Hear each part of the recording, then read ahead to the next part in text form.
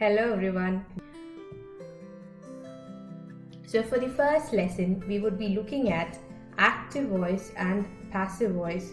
So this is something that you have probably learned before, but this would be helpful for your third semester classes as well.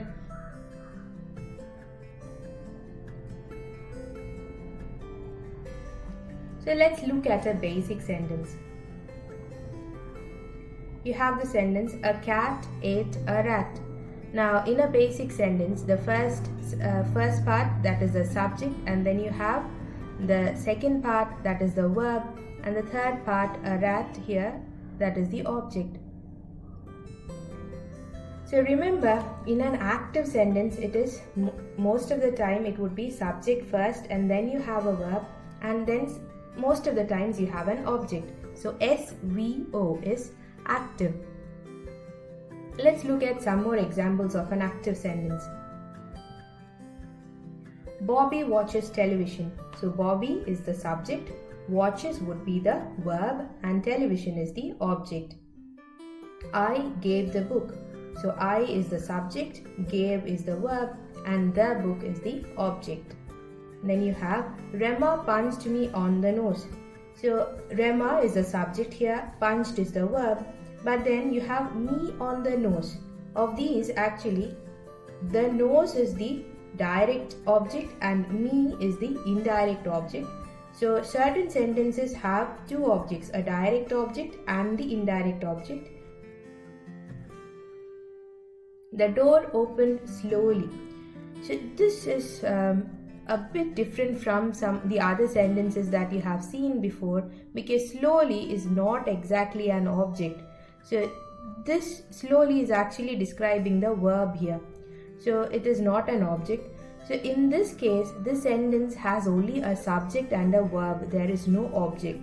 So some active sentences do not have an object, and this is actually decided by the verb. So there are two kinds of verb, a transitive verb and an intransitive verb. A transitive verb is a verb which requires an object in order to complete the sentence, and an intransitive verb need not have an object in order to complete it. So in the case of opened in the sentence is working as an intransitive object, because you can say that the door opened and the sentence is fine, and or the door opened slowly, and slowly, even though it's not an object, the sentence is complete. So opened here is an intransitive verb. Why? Because it is not taking an object, whereas transitive verbs take objects. Now open, though in the case here is an intransitive verb, it can also act as a transitive verb. Say for instance, I opened the bottle. So the bottle is an object there.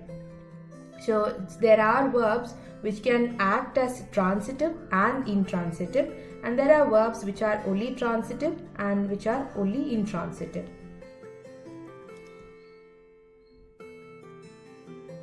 So the passive voice, what does the word passive mean? Passive is the opposite of action. You are accepting or allowing what others do. So in grammar, when you are looking at the passive voice, the passive voice is used when we want to emphasize the action, the verb and the object of a sentence rather than the subject. Let's look at it with an example. So this is the first sentence that we saw, a cat ate a rat. Now here in the sentence, this is an active voice and this is a sentence in active voice. So the highlight is given to the subject or the doer of the action. So imagine that this rat which got eaten, that is more important to me. So imagine this rat is a cute rat, very precious to me. So it's the rat for me. So in such a case, you will feel that the rat has to be given more importance. So how will you do that? So if you are just speaking to somebody else, you can say a cat ate the rat. So you are giving more vocal emphasis to the rat. However, when you have to give it in writing, you can't do this one. You can't say put emphasis just like that. So what you do is you can actually put the sentence in passive in order to give more importance to the object. So you have to rearrange it. So the rat will have to come first, and then you have the verb, and then you have the subject. So you put the object first, then the verb and the subject. So a passive construction is this way. So the object is first. Here in the instance, the object is the rat, and then you have the be form. A be form is be is a verb which has a lot of forms. You would have seen this before. Just keep in mind, when you are putting the correct form, you have to look at the first part, that is the object here, and also the verb. It has to agree with both. So ate is in past tense. So you need something that is in the past tense and something that agrees with the rat also. So the rat is called as an it, right? So since it is in the past tense, it would be, since it is singular, it would be it was. If it was the rats, then it would have been the rats were. So the rat is singular, ate is in the past, so the correct verb would be was. So you put it was. The rat was, and then you have the past participle of the verb. Past participle of ate would be eaten. So you have to put the rat was eaten, and then you have to insert a by, and then you have a subject. So in most of the situations, you can actually do away with the by, because by the whatever is doing the action. Because in passive voice, the object is given importance. So usually the doer of the action is not so important. The rat was eaten is a perfectly fine sentence. So the rat was eaten by something. The something here is not so important. Now, before going into more rules of the passive sentences, I would like you to look at why we use passive. Because passive, usually we find active voices much more easier. So why do we have to convert a sentence into passive? So the first situation when we use passive in real life is we do not know who did the action. So for instance, my phone was stolen. I do not know who stole it. So my priority is it is my phone. So I put it as my phone was stolen. My phone was stolen by somebody, or my phone was stolen by a thief. All these are understood, somebody or a thief. So I do not know the person, so I put it in passive. Another case which a lot of students tend to do is you put something such as, say, an invention. You do not know who invented the stuff. So you say the telephone was invented in 1876 and you do not know by whom. So you can actually end the sentence with the telephone was invented in 1876. But when you are writing an essay, be careful when you are actually using this passive in order to hide the fact that you do not know who did or who invented.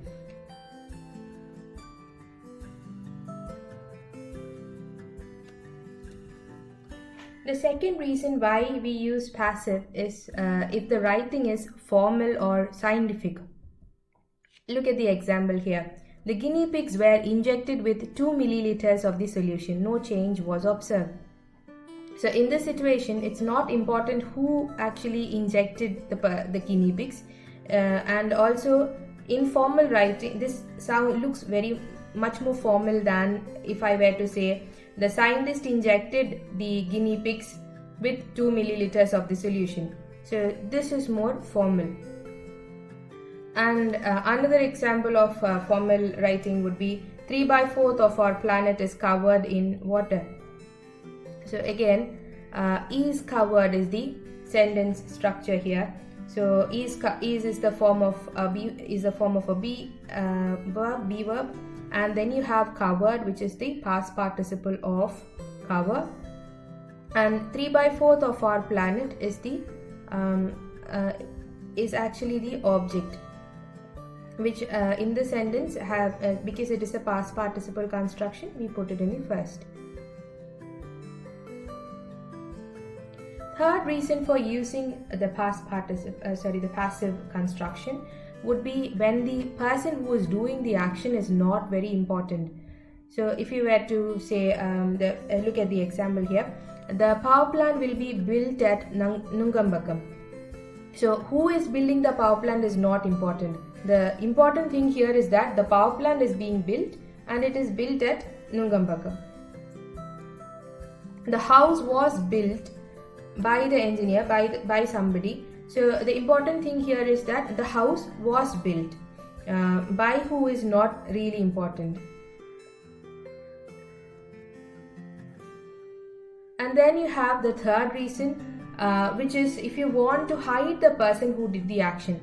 Look at the first example. A mistake was made in the project. So you do not want to bring attention to the person who did the mistake. So you are just saying a mistake was made in the project. So because you are using it in passive, the idea that you are not actually specifying the person who did the mistake is not made very clear to the listener or the reader. Similarly, look at the second example. The minister was accused of hoarding black money. Now, who accused the minister? You want to hide the person who accused the minister. So you cannot put this in active and say somebody accused the minister. It sounds very artificial, or it sounds very suspicious. So when you are hiding the person who is doing the action, it is best to put the sentence in passive. The minister was accused of hoarding black money is one of the ways in which probably news is reported by journalists when they want to hide their sources. And this is another instance.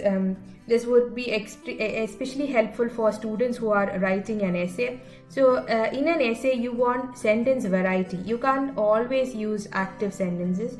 If you are also using passive sentence in between the essay, it looks more impressive. Your whoever is actually looking at your essay knows that you know how to use multiple types of sentences. And also sometimes when you have to give importance to the object, say for instance you are writing a sentence, but your essay topic is the object of the sentence. In such a situation, it would be very helpful if you make the sentence into passive. So, instant noodles was created by Momofuku Ando. Now, if your essay is about instant noodles, then this would be a very nice way of putting it. Look at the second one. This is a bit more longer sentence. So, this is a quote from Love in the Time of Cholera by Gabriel Garcia Marquez. So that treasure lying in its bed of coral and the corpse of the commander floating sideways on the bridge were evoked by historians as an emblem of the city drowned in memories. So I have highlighted the section which is the passive construct there, were evoked by historians. So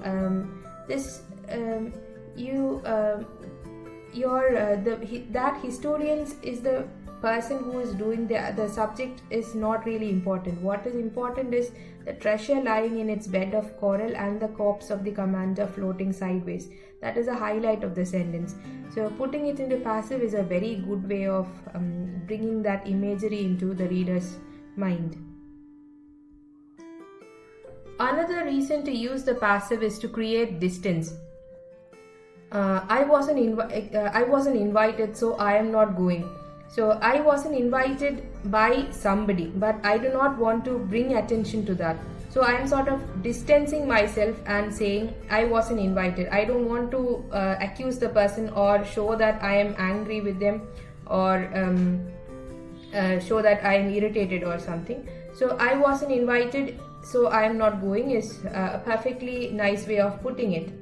I was told to stay away from the meeting room. Again, I was told to stay away from by somebody. So I'm not saying the name of the person who asked me to stay away from the meeting room. So when you want to distance yourself by not accusing somebody, passive is a very good way of putting the sentence. Now, even though passive has a lot of uses, there are situations where you should be very careful and avoid using the passive. So when the subject is highly relevant, you cannot use the passive. Look at the first example here. Research shows that cow dung is efficient in treating all diseases. So here in the situation, we know that cow dung is not normally used in treating most diseases. So when you are making such a claim, it should be whoever made the claim first, or which researcher showed this one, has to be included in the sentence. Otherwise, it is not believable. So the same way, if you look at the second example, it has been proven that drinking water with lemon is beneficial for the brain. Again, this is a similar claim, and you have to tell that, you have to include in the sentence who actually made this, who actually proved this. You cannot say it has been proven. Scientists at the research laboratory has proven that, or scientist somewhere has shown that, etc. So whoever did the action is extremely important in these two sentences. So putting it in passive is not a very nice way of doing it. When the sentence becomes too complicated, look at the first sentence here. The free energy released from the series of oxidation reduction reactions is combined with production of an electrochemical gradient that can be used to drive ATP synthesis. Now this is a very complicated sentence and very confusing as well. So